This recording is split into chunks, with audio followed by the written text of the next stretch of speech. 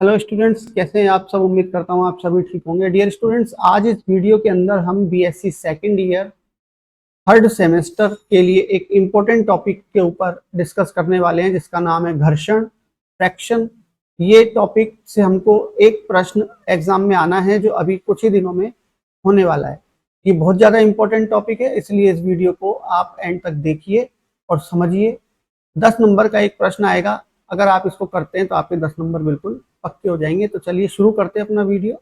अगर वीडियो देखने के बाद कुछ भी सीखने को मिले, समझने को मिले, तो चैनल को जरूर सब्सक्राइब करना, लाइक करना और शेयर भी करना। चलिए शुरू करते हैं। देखिए स्टूडेंट्स, यहाँ पर हम घर्षण की बात कर रहे हैं। ठीक है, घर्षण हमने ये टॉपिक लिया है और इस टॉपिक में हम देखेंगे कि किसी प्लेन सरफेस पर कोई पार्टिकल यानी पिंड रखा हुआ है तो वो किस प्रकार से गति करेगा और उसके ऊपर कौन कौन से बल काम करेंगे साम्य अवस्था के लिए और गतिशील अवस्था के लिए। ये सारी चीजें हम इस घर्षण के अंदर देखने वाले हैं। देखिए डियर स्टूडेंट्स, हमने मान लिया कि ये कोई एक मेज है, नीचे ये कोई मेज है और इस मेज के ऊपर एक पिंड रखा हुआ है। इस मेज के ऊपर ये पिंड रखा हुआ है। अब इस पिंड का भार मान लीजिए हमने W मान लिया। इस पिंड का भार W है, तो ये W भार जो है ये इसके मध्य बिंदु पर यानी गुरुत्व केंद्र पर नीचे की ओर दबाव डालेगा। इस तरीके से इस पिंड का जो भार होगा वो नीचे की तरफ क्रिया करेगा। अब इसको संतुलन में बनाए रखने के लिए हम जानते हैं कि प्रत्येक क्रिया की प्रतिक्रिया भी होती है। तो यहां पर एक प्रतिक्रिया बल लगेगा इसके विपरीत दिशा में, जिसको हम R से प्रदर्शित कर लेते हैं डियर स्टूडेंट्स। ठीक है, तो ये एक पिंड हो गया जो किसी समतल के ऊपर रखा हुआ है और इस पिंड का भार W है, तो वो W भार नीचे की तरफ क्रियाशील है इसका। और इसको संतुलन में बनाए रखने के लिए एक अभिलंब प्रतिक्रिया बल ऊपर की ओर कार्यरत करेगा, जिसको हम R बोलेंगे डियर स्टूडेंट्स। तो यहां पर एक चीज ये क्लियर हो गई कि अगर ये पिंड किसी मेज के ऊपर रखा हुआ है, तो अगर ये पिंड किसी मेज के ऊपर रखा हुआ है तो R बराबर W हो जाएगा। तो R बराबर W का मतलब है पिंड स्थिर अवस्था में है। अब ये पिंड स्थिर अवस्था में कब तक रहेगा? जब तक कि इस पिंड को किसी एक्सटर्नल फोर्स से हम खींचेंगे नहीं। किसी बाहरी बल के द्वारा इस पिंड को अगर हम नहीं खींचेंगे तो ये ऐसे ही पड़ा रहेगा साम्य अवस्था की स्थिति में। अगर मान लीजिए हम इसको गति कराना चाहते हैं तो हमने एक फोर्स इस पर लगाया, मान लीजिए ये P फोर्स, P हम उसको प्रदर्शित कर रहे हैं P बल से। ये हमने एक बल इस पिंड को गति कराने के लिए लगा दिया। तो इस बल को लगाने से क्या पिंड गति कर जाएगा? तो ये पिंड तब तक इसी अवस्था में पड़ा रहेगा जब तक कि इस पिंड के भार से ज्यादा बल हम नहीं लगाएंगे। इस बल को लगाने की वजह से इस पिंड के विपरीत दिशा में फिर एक प्रतिक्रिया होगी, प्रतिक्रिया बल, जिसको हम F बोलेंगे। अगर ये F और ये P दोनों बराबर रहते हैं तो इसका मतलब है कि पिंड इसी अवस्था में रहेगा, स्थिर अवस्था में ही रहेगा, अगर बराबर रहते हैं तो। लेकिन बराबर होने के बाद जैसे ही P का मान बढ़ेगा, F से जैसे ही बड़ा हो जाएगा, तो ये पिंड गति करने लग जाएगा। ठीक है, तो इस पिंड को गति कराने के लिए हमें क्या करना पड़ेगा? P वाला जो मान है, बल है, वो F से अधिक होना चाहिए। अगर बराबर रहता है तो साम्य अवस्था रहेगी, और अगर गतिशील अवस्था रखनी है तो फिर P is greater than to F होना चाहिए। ठीक है, अब मान लीजिए कि P बल लगा करके हम इसको खींचते हैं, तो खींचते हैं और मान लीजिए कि पिंड गति कर रहा है, तो कर रहा है तो ये जो अभिलंब प्रतिक्रिया बल था R, ये भी परिवर्तित हो जाएगा। ये तो साम्य अवस्था की स्थिति में है और गति के विपरीत दिशा में होता है। तो अब जब हम इस पिंड को P बल के द्वारा राइट साइड में खींच रहे तो अभिलंब प्रतिक्रिया बल भी चेंज हो जाएगा और कुछ इस तरीके से हो जाएगा। और इस अभिलंब प्रतिक्रिया बल को हम S से प्रदर्शित कर लेते हैं डियर स्टूडेंट। और इनके बीच में जो ये एंगल बन रहा है इसको अभी हम थोड़ी देर के लिए अल्फा मान लेते हैं। ठीक है, अब यहां पर जो ये F बल काम कर रहा है इस बल को बोलेंगे हम घर्षण बल। F क्या है? घर्षण बल। और इस घर्षण बल के कारण जो ये कोण बना है इस कोण को बोलेंगे घर्षण कोण। ठीक है, F यहां पर क्या हो गया? घर्षण बल। F यहां पर घर्षण बल हो गया और अल्फा इसको हम बोलेंगे घर्षण कोण। ठीक है स्टूडेंट्स, इसको हम बोलेंगे घर्षण कोण। अब यहां पर क्षैतिज और ऊर्ध्वाधर दिशाओं में जब हम वियोजित भाग निकालेंगे इस परिणामी बल का, परिणामी प्रतिक्रिया बल जो S है। ठीक है, देखिए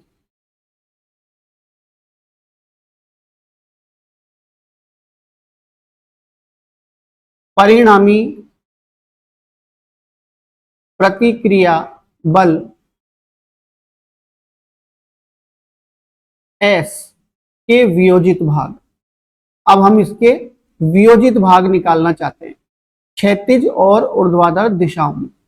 तो वियोजित भाग कैसे निकालेंगे? तो देखिए वियोजित भाग क्षैतिज के सापेक्ष जब निकालेंगे, क्षैतिज दिशा के सापेक्ष, तो वो हो जाएगा S sine alpha. S sine alpha. और S साइन अल्फा किसके बराबर होगा? F के बराबर। क्षैतिज दिशा में जो बल है घर्षण बल वो F है, तो F के बराबर होगा। और F किससे संतुलित हो रहा था? P बल से। तो ये समीकरण नंबर 1 हो गई। इसी तरीके से ऊर्ध्वाधर दिशा में जब हम वियोजित भाग निकालेंगे इसका तो वो हो जाएगा S cos अल्फा। और ये किसके बराबर होगा? R के बराबर। और R किससे संतुलित हो रहा था? W से, तो ये W के बराबर हो गया। अब यहां से हम क्या करेंगे? भाग लगा देते हैं। समीकरण 1 में 2 का भाग लगाते हैं डियर स्टूडेंट। तो समीकरण नंबर 1 में जब 2 का भाग लगाएंगे तो ये हो जाएगा S sign alpha upon S cos alpha बराबर F अपॉन R। तो S से तो ये S कैंसिल हो जाएगा। ठीक है, ये S से ये S कैंसिल हो गया। Sine alpha upon cos alpha equal to dear students tan alpha हो गया। तो टेन अल्फा बराबर F अपॉन R हो गया। ये घर्षण कोण की स्पर्श ज्या आ गई डियर स्टूडेंट्स हमारे पास। क्या बोलेंगे इसको? घर्षण कोण की स्पर्श ज्या। ये घर्षण कोण की स्पर्श ज्या है।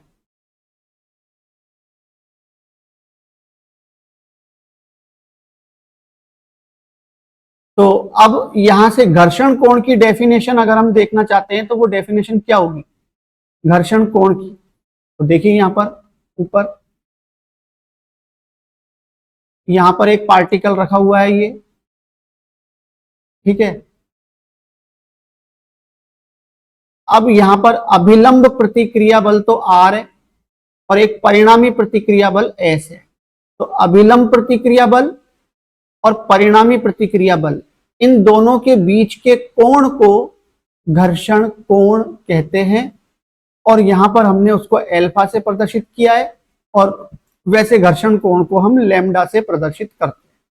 देखिए तो डियर स्टूडेंट्स यहां से एक चीज क्लियर हो जाती है कि अभिलंब प्रतिक्रिया जो R है और परिणामी प्रतिक्रिया बल जो S है इनके मध्य कोण को घर्षण कोण कहते हैं जिसको हम लैम्डा से प्रदर्शित करते हैं। और अभी हमने जो ऊपर डायग्राम बनाया था उसमें घर्षण कोण को हमने अल्फा से प्रदर्शित किया है। तो इसका मतलब क्या हो गया dear student? Alpha equal to lambda हो गया। अब अल्फा इक्वल टू लैम्डा हो गया तो tan lambda equal to F upon R हो जाएगा।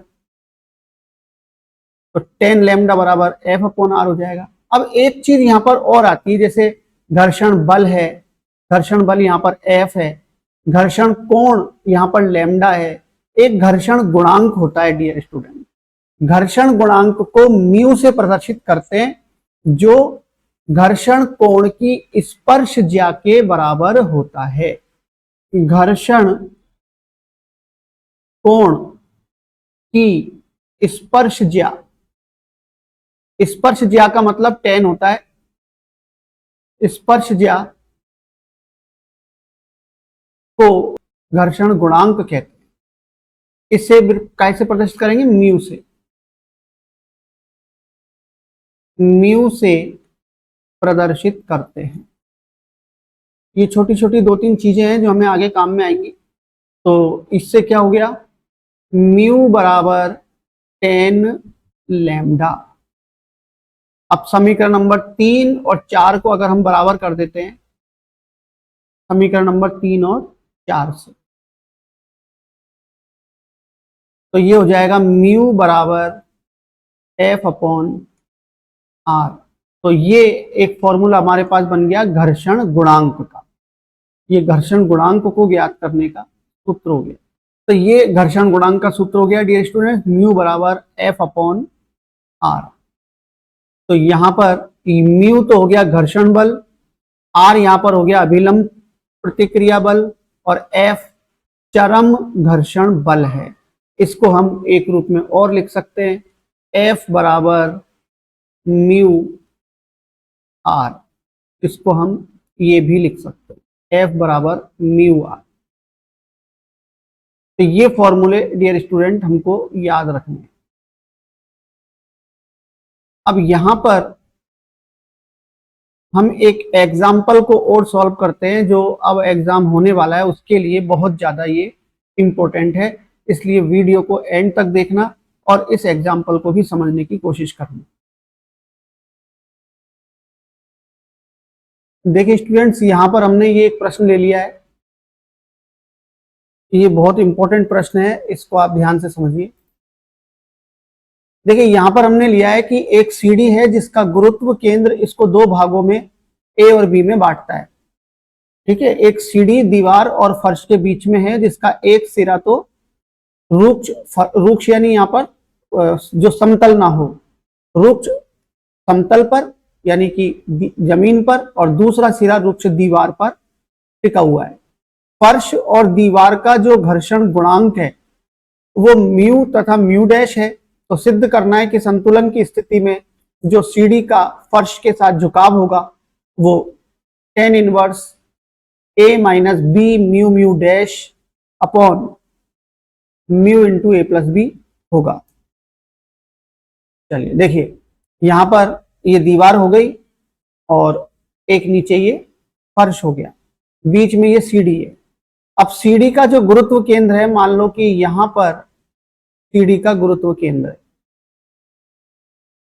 और इस गुरुत्व केंद्र को डियर स्टूडेंट्स क्या नाम दिया हुआ है? जी बता रखा है कि जो गुरुत्व केंद्र है जी, वो इसको ए और बी 2 भागों में डिवाइड करता है। तो ये गुरुत्व केंद्र हो गया जी, और ये इसको 2 भागों में डिवाइड कर रहा है ए और बी में। तो मान लिया हमने कि ये तो ए है और ये वाला भाग इसका बी हो गया। ठीक है, इस पॉइंट को हमने ए मान लिया, इस पॉइंट को हमने बी मान लिया, ये वाला पॉइंट मान लिया ओ है। सीढ़ी का फर्श के साथ जो एंगल है वो हम यहाँ पर थीटा मान रहे हैं डियर स्टूडेंट, और ये थीटा ही हमें याद करना है सीढ़ी का फर्श के साथ झुकाव। तो ये झुकाव हमको जो ऊपर दिया हुआ है ये हमको सिद्ध करना है, ये सीढ़ी का फर्श के साथ झुकाव है जिसको हमने थीटा माना है। तो हमको थीटा की वैल्यू ये लानी है यहां पर। ठीक है, देखिए इसको किस तरीके से हम सॉल्व कर सकते हैं सवाल। सबसे पहले एक चीज यहां पर आएगी, सीढ़ी का भार। सीढ़ी का भार अगर हम W लेते हैं तो वो नीचे की तरफ क्रियाशील होगा। ठीक है, तो सीढ़ी का जो भार है W, उसको हम नीचे की तरफ क्रियाशील करेंगे। सीढ़ी का भार W क्रियाशील हो गया। अब ये जो सीडी के दोनों सिरे हैं ए और बी बिंदु पर, ये दोनों दीवार पर और फर्श पर दबाव डाल रहे हैं जिससे अभिलंब प्रतिक्रिया होगी। तो ए बिंदु के ऊपर जो अभिलंब प्रतिक्रिया होगी उसको हम डियर स्टूडेंट्स आर मान लेते हैं, और बी बिंदु के ऊपर जो अभिलंब प्रतिक्रिया होगी उसको हम एस मान लेते हैं। आर और एस हो जाएगा।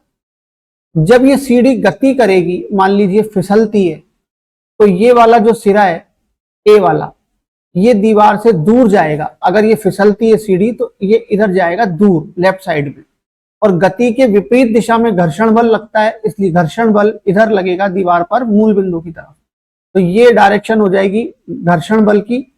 और वो घर्षण बल कैसे निकलेगा? घर्षण गुणांक हमको यहाँ पर म्यू और म्यू डैश दे रखे, तो ये हो जाएगा म्यू आर, और एक हो जाएगा ऊपर की तरफ, क्योंकि ये वाला सिरा सीढ़ी का नीचे की तरफ आएगा तो घर्षण बल विपरीत दिशा में लगेगा, और ये हो जाएगा म्यू डैश एस। तो ये हमारा डायग्राम डियर स्टूडेंट्स यहाँ बन गया सीढ़ी का। अब हम क्षैतिज और ऊर्ध्वाधर दिशाओं में इसका वियोजन करेंगे। क्षैतिज और ऊर्ध्वाधर दिशा में वियोजन करने वाले हैं।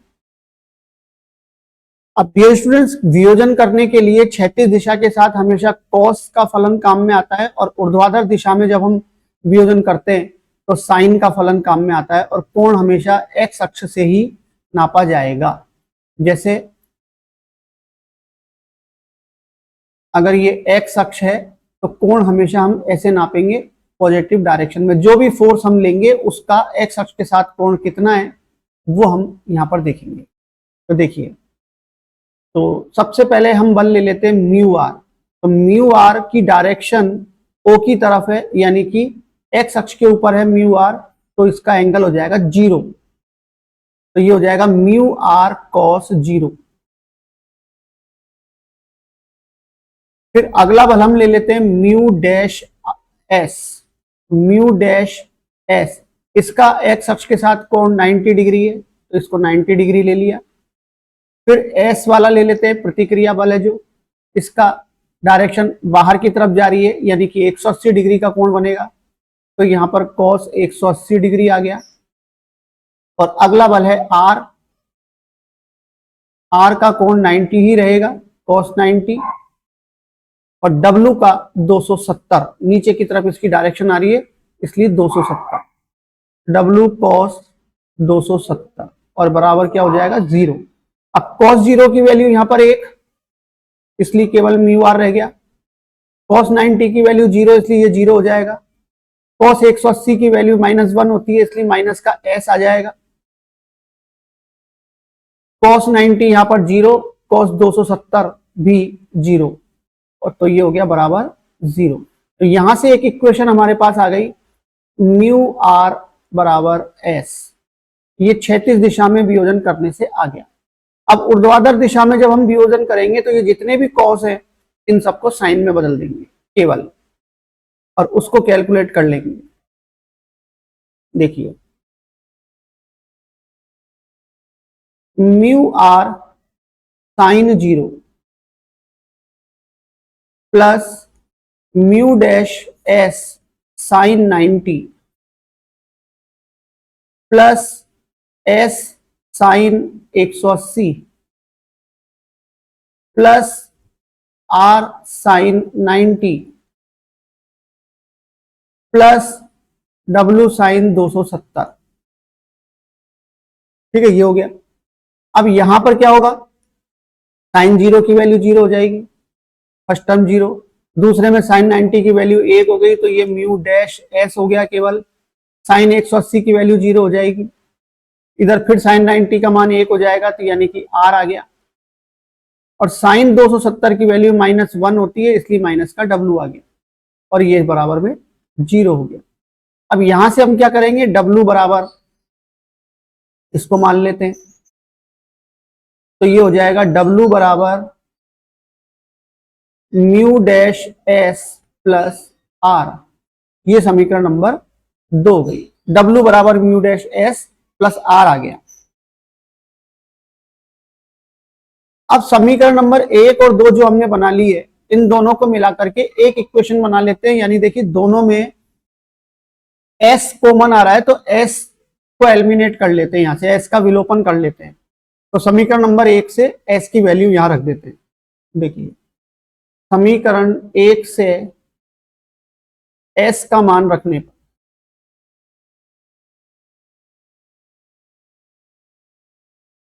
एस का मान रख देंगे तो क्या हो जाएगा डियर स्टूडेंट्स, ये W बराबर म्यू डैश और एस की वैल्यू है म्यू आर, तो ये होगी म्यू आर प्लस आर, यानी यहां से एक इक्वेशन आ गई W बराबर mu dash plus 1 into are.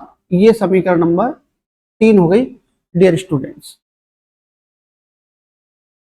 अब हम क्या करेंगे कि जब ये गति करेगी सीढ़ी, जब फिसलेगी मान लीजिए, तो जब कोई भी पिंड गति करने की अवस्था में होता है तो वहां पर हम आघूर्ण निकाल सकते हैं। तो यहाँ पर दो बिंदुओं के सापेक्ष इसकी गति होगी। जब ये सीढ़ी फिसलेगी तो ए बिंदु वाला जो सिरा है वो भी आगे की तरफ जाएगा और बी बिंदु वाला जो सिरा है वो नीचे की तरफ आएगा। तो दोनों बिंदुओं के सापेक्ष गति हो रही है, तो इनमें से किसी भी एक बिंदु के सापेक्ष हम आघूर्ण निकाल लेते हैं। तो बी बिंदु के सापेक्ष यहां पर डियर स्टूडेंट्स हम आघूर्ण निकालेंगे।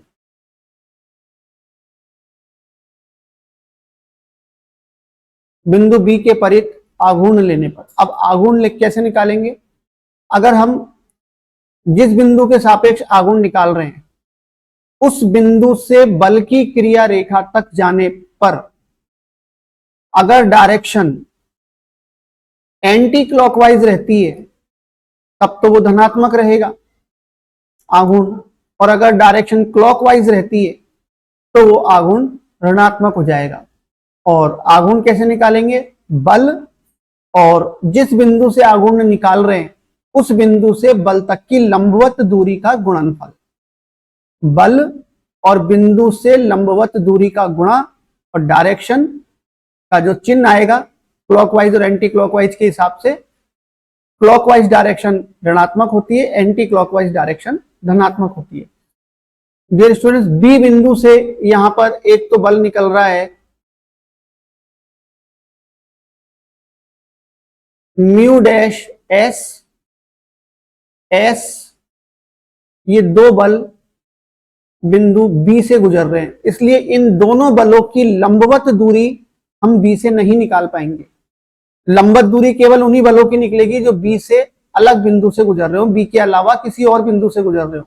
अब ये दो बल तो बी बिंदु से ही गुजर रहे हैं तो लंबवत दूरी निकल ही नहीं पाएगी क्योंकि ये तो इसको प्रतिच्छेद कर रहे हैं।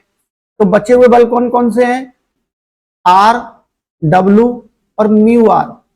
इन बलों की बिंदु बी से लंबवत दूरी निकालेंगे और उनको गुणा करके इसका आघूर्ण निकालेंगे। देखिए, तो सबसे पहले हम जी बिंदु से जो सीढ़ी का भार नीचे की तरफ क्रियाशील है W, उसका आघूर्ण निकालते हैं। और इसका आघूर्ण निकालने के लिए डियर स्टूडेंट्स हमने यहां पर एक रेखा खींच लेते हैं, ये वाली। तो ये जो रेखा हमने खींची है ये रेखा लंबवत दूरी है W वाले बल की। अब यहां पर एक एक करके बिंदु B के सापेक्ष हम आघूर्ण निकालते हैं। तो जी बिंदु से जो बल गुजर रहा है W, उसकी डायरेक्शन नीचे की तरफ है, और B जो बिंदु है उस बिंदु से इसकी लंबवत दूरी निकालने के लिए हमने जी से यहां पर एक एक्स अक्ष के समांतर एक रेखा खींच ली, ठीक है। और इसी को ही हमें ज्ञात करना है, इस बिंदु को हम डी मान लेते हैं, तो ये GD हो गया, है ना। लंबवत दूरी बिंदु की क्रिया रेखा, बिंदु बी के सापेक्ष निकाल रहे हैं तो बिंदु की क्रिया रेखा और बल की क्रिया रेखा, इन दोनों के बीच की दूरी हो गई GD। हम लिखेंगे W into GD, W into GD, ये दूरी हो गई। अब देखिए बी बिंदु यहां पर स्थित है, ये एक सीढ़ी जा रही है, यहां से नीचे W जा रहा है और ये रेखा हमने खींच दी। तो ये जो बीच की रेखा है यही इन दोनों के बीच की लंबवत दूरी है, ठीक है। तो ये हमने वहां GD माना हुआ है। अब हमको डायरेक्शन देखनी है, तो बल की जो तरीके से और नीचे मुड़ेंगे तो ये डायरेक्शन इस तरीके से बन रही है।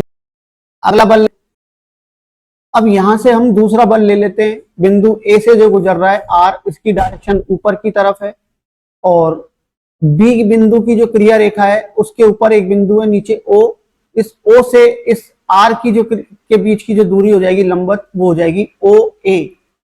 तो आर तो बल हो गया और बिंदु से लंबवत दूरी हो गई ओ ए। अब बिंदु ओ से जब हम इस ए तक जाएंगे और ऊपर मुड़ेंगे और इसको पूरा घुमा के देखेंगे हम, तो ये क्लॉकवाइज डायरेक्शन बन जाएगी जो ऋणात्मक हो जाएगी डियर स्टूडेंट। देखिए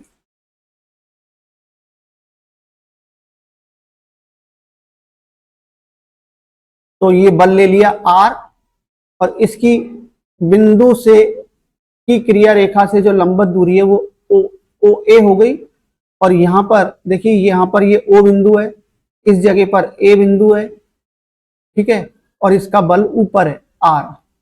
तो यहां से इसकी क्रिया रेखा से इधर आएंगे और इसको जब हम पूरा घुमा करके देखेंगे इस तरीके से, तो ये क्लॉकवाइज डायरेक्शन हो जाती है जो ऋणात्मक होती है आघूर्ण की, यहां पर माइनस आ जाएगा।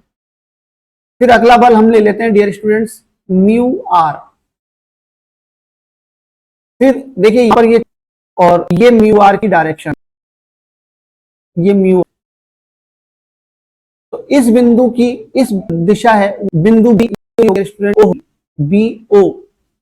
अब बी से ओ तक आए और फिर हम मुड़े, तो बी से ओ तक आने में जब हम मुड़ेंगे तो कुछ इस तरीके की डायरेक्शन बन रही है, और ये एंटी क्लॉकवाइज डायरेक्शन है, ये धनात्मक हो जाएगी, तो यहाँ पे प्लस का निशान आ जाएगा म्यू आर, और दूरी हो गई बी ओ।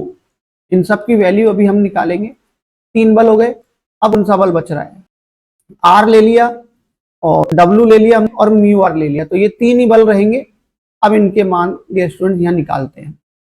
आघूर्णों का बीजीय योग 0 होता है, इसलिए ये बराबर में 0 हो जाएगा। देखिए स्टूडेंट्स, अब यहां पर हमको जीडी की वैल्यू निकालनी है, तो जीडी कहां पर है, जीडी को देख लेते हैं, ये जीडी है। तो ये ऊपर जो त्रिभुज बन रहा है, इस त्रिभुज की सहायता से हम काम में लेंगे। ये अल्फा, यहाँ पर हमने थीटा कोण माना हुआ है, तो ये वाला कोण भी थीटा ही होगा। अब यहां से लेकर के जी से लेकर बी तक की दूरी बी है, जीडी हमको ज्ञात करना है, तो जीडी तो आधार हो गया और जी बी कर्ण हो गया, तो आधार बटे कर्ण, तो आधार बटे कर्ण का मतलब कॉस थीटा, आधार बटे कर्ण यानी कि जीडी बटे बी। तो जीडी की वैल्यू यहां से क्या आ जाएगी dear students, B cos theta. तो जीडी की वैल्यू हम यहां पर लिख देते हैं बी कॉस थीटा, तो ये हो गया डब्ल्यू और B cos theta minus R. अब एओ की वैल्यू निकालते हैं, एओ, ये नीचे एओ है, इस एओ की वैल्यू निकालने के लिए पूरा त्रिभुज काम आएगा। एओ फिर से वही आधार है, और ए से लेके बी तक कर्ण है, और ए से लेके बी तक की जो टोटल लंबाई है वो ए प्लस बी होगी। तो अब हम लिखेंगे फिर से कॉस थीटा बराबर आधार बटे कर्ण यानी कि एओ बटे ए प्लस बी। तो यहां से एओ की वैल्यू आ जाएगी ए प्लस बी कॉस थीटा, तो ये हो गया A plus B cos theta. अगला बल यहाँ पर म्यू आर है, और हमको मान निकालना है बी ओ का। बी ओ डियर स्टूडेंट्स यहाँ पर अब लंब हो गया, तो लंब की सहायता से अगर हम साइन लिखते हैं इसको, साइन बराबर लंब बटे कर्ण, तो बी ओ बराबर हो जाएगा ए प्लस बी साइन थीटा, ए प्लस बी साइन थीटा बराबर 0। तो ये इक्वेशन हमारे पास आ गई। अब हम इसको सॉल्व करेंगे, और सॉल्व करने के बाद हमको थीटा की वैल्यू निकालनी है इसी से, और फिर आगे इसको हम देखते हैं। अब इसको और थोड़ा सा सॉल्व कर लेते हैं, तो ये हो जाएगा mu R A plus B sine theta बराबर, इन दोनों टर्म को हम उधर ले जाते हैं और इनमें से कॉस थीटा कॉमन आ जाएगा, तो ये हो जाएगा R into A plus B minus W B, और इन दोनों में से हमने कॉमन ले लिया कॉस थीटा, और इस कॉस थीटा का जब इधर भाग लगा देंगे तो इधर बन जाएगा tan theta. Mu R A plus B, उधर से कॉस थीटा का यहां भाग लगा दिया, तो ये हो गया tan theta equal to R into A plus B minus W B. अब ऊपर एक इक्वेशन है डियर स्टूडेंट्स, वहां से हम आर की वैल्यू यहां पर पुट करेंगे। देखिए क्वेश्चन नंबर 3 से जो आर की वैल्यू आएगी यहां पर क्या आएगी वो, तो यहां से आर की वैल्यू हो गई W upon mu mu dash plus 1। तो यहां पर अब हम वो मान रख देते हैं डियर स्टूडेंट्स। देखिए म्यू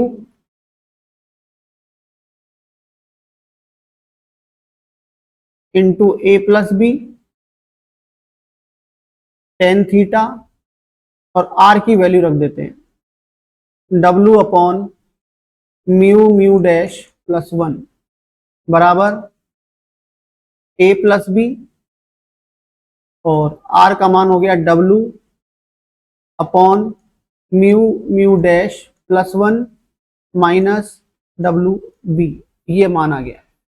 अब डब्ल्यू यहां से कॉमन आ जाएगा, तो डब्ल्यू को हम कॉमन ले लेते हैं, फिर ये हो जाएगा mu into A plus B into tan theta upon mu mu dash plus 1 equal to, अब डब्ल्यू को हमने कॉमन ले लिया तो ये हो गया A plus B upon mu mu dash plus 1 और माइनस बी।